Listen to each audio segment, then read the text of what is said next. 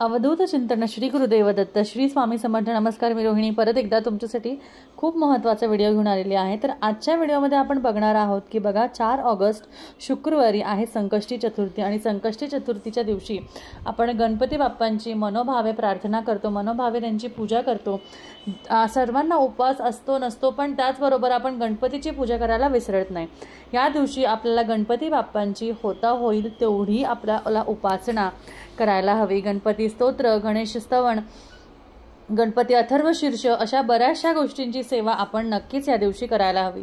पण त्याचबरोबर एका गोष्टीकडे आपल्याला लक्षात द्यायचं आहे की बघा, संकष्टी चतुर्थीला आपण जी काही गणपती बाप्पांची पूजा करतो त्यावेळेस आपण गणपती बाप्पांना लाल फूल वाहतो.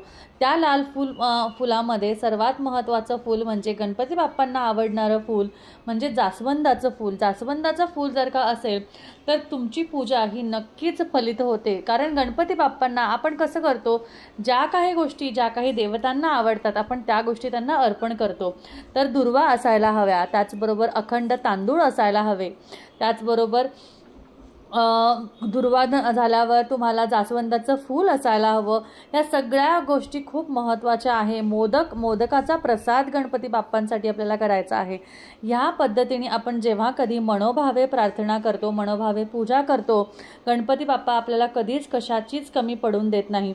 असं म्हटलं जातं की गणपती बाप्पांची जर का आपण पूजा करत आहोत तर आपल्याला आपल्या मुलांसाठी खूप छान आशीर्वाद मिळतो गणपती बाप्पांकडनं. कारण गणपती बाप्पांची जेव्हा कधी आपण पूजा करतो तर आपल्या मुलाबाळांचं चांगलं व्हावं, आपल्या मुलाबाळांचं भलं व्हावं, आपल्या मुलाबाळांची बुद्धी कुशाग्रतेने त्यांची बुद्धिमत्तामध्ये वाढ व्हावी, त्यांचं लक्ष केंद्रित व्हावं, अशा पद्धतीने गणपती बाप्पांचा आशीर्वाद हा सदैव त्यांच्यावर राहतो. त्याचमुळे सर्व आईंने मुलांसाठी का होईना, आपल्या मुलांसाठी का होईना गणेश चतुर्थीचा हा संकष्टी चतुर्थीचा उपवास नक्कीच करावा. दर महिन्याचा हा उपवास नक्कीच करावा.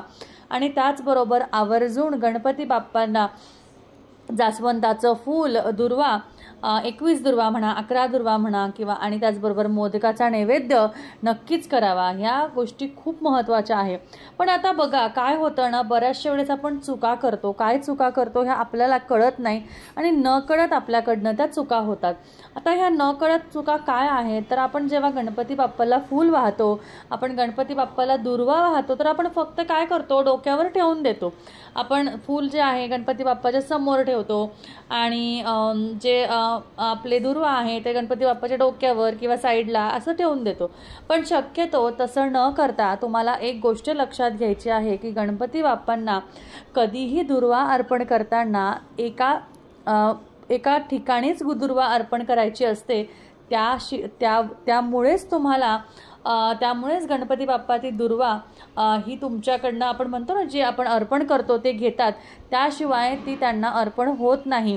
तर आवर्जून तुम्हाला ही गोष्ट लक्षात घ्यायची आहे की नक्की आपल्याला दुर्वा कुठे अर्पण करायची आहे.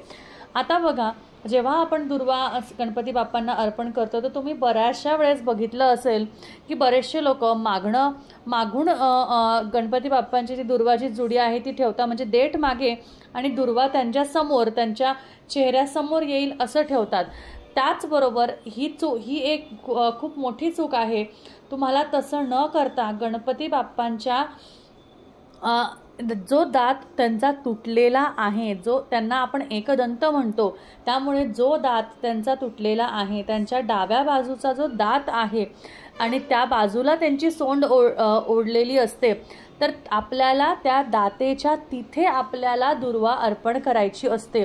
कारण शास्त्रशुद्ध पद्धतीने गणपतीला दुर्वा अर्पण करण्याची एक शास्त्रशुद्ध पद्धत आहे आणि ती म्हणजे जेव्हा कधी आपण गणपती बाप्पाला दुर्वा अर्पण करावी तेव्हा गणपती बाप्पांच्या एकदंत आहेत ते, त्यामुळे त्यांचा दात जो तुटलेला आहे त्या बाजूच्या डाव्या बाजूला तुम्हाला ती दुर्वा अर्पण करायची आहे. ते सोंडेतनं तुम्हाला ती दुर्वा तिथं गणपती बाप्पांना अर्पण करायची आहे किंवा त्या बाजूला तुम्हाला ती ठेवायची आहे.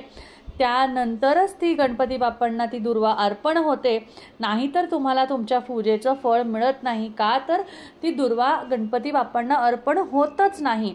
त्यामुळे ही चूक अजिबात करू नका की तुम्ही फक्त दुर्वा तुम्ही तिथे ठेवून दिली, डोक्यावर वाहून दिली, असं चुकूनही करू नका. त्यामुळे कधीही एक गोष्ट लक्षात ठेवा की दुर्वा अर्पण करताना गणपती बाप्पांच्या डाव्या सोंडेकडे जिथे एक दात तुटलेला आहे तिथे दुर्वा अर्पण करावी. अशा रीतीने तुम्ही तुमची पूजा, संकष्टी चतुर्थीची पूजा विधी केल्यास, सर्व गोष्टी अर्पण केल्यास, दुर्वा अर्पण केल्यास तुमच्या पूजेमध्ये तुम्हाला फळ मिळतं. तर अशा पद्धतीने आजच्या व्हिडिओमध्ये एवढीच माहिती. व्हिडिओ आवडला असेल तर नक्कीच लाईक करा, शेअर करा आणि ही चूक अजिबात परत कधीच करू नका. तोपर्यंत काळजी घ्या आणि असेच आपले व्हिडिओ बघत राहा. परत भेटूया. श्री स्वामी समर्थ.